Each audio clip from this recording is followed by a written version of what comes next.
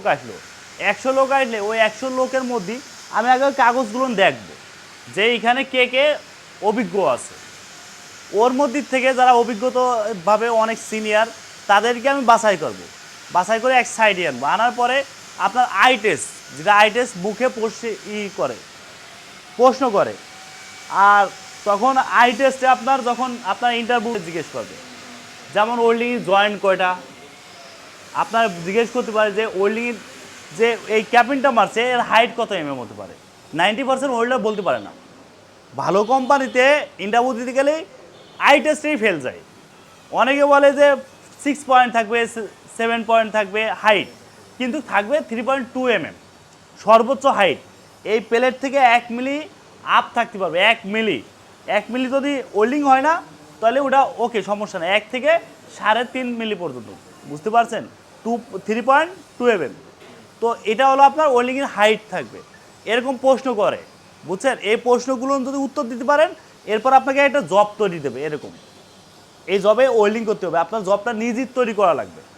এই জবটা যে ওয়েল্ডিং জয়েন্টগুলোর এটা আপনার নিজের তৈরি করতে হবে। আপনাকে প্লেট দেবে, আপনি গ্যানিং করে সুন্দর করে জব তৈরি করবেন। ওটা আবার কিউসিকে দেখাতে হবে যে আমার জবটা ঠিক আছে কিনা, গ্যাপটা যে রোড পাসের গ্যাপ ওটা দেখাতে হবে।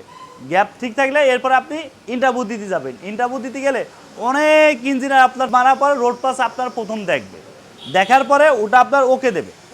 এরপরে আপনি ওইটা ওয়েল্ডিং করতে যাবেন।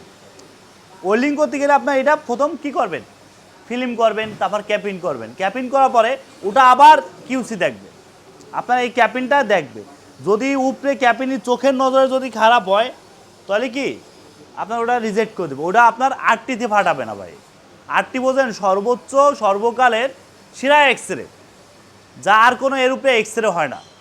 এরপর আটটিতে ফাটাবে, আটটিতে ফাটানোর পরে ওটা এক্সরে করে যদি পাস আসে তাহলে আপনি একজন ওয়েল্ডার, বুঝতে পারছেন।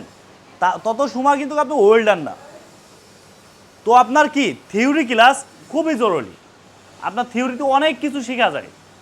আপনি সারাদিন ওখানে ওয়েল্ডিং করবেন, যত অনেক আপনি কাম না বুঝতে পারবেন আর না শিখতে পারবেন, এই থিওরি থেকে অনেক কিছু তার থেকে বেশি পারবেন।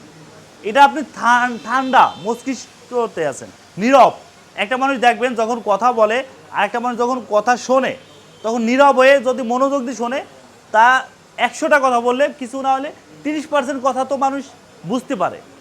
30%-এ 30টা কথা আপনি শিখলেন, 10টা কথা শিখলেন। আপনি 1 মাস যদি ক্লাস করায় আপনি প্রতিদিন 10টা করে কথা শিখলে আপনার কত কথা আসে, 300 কথা আপনি শিখতে পারতেছেন। এখন আপনার 5 বছর 10 বছর যারা এক্সপিরিয়েন্স নিয়ে কাজ শেখাচ্ছে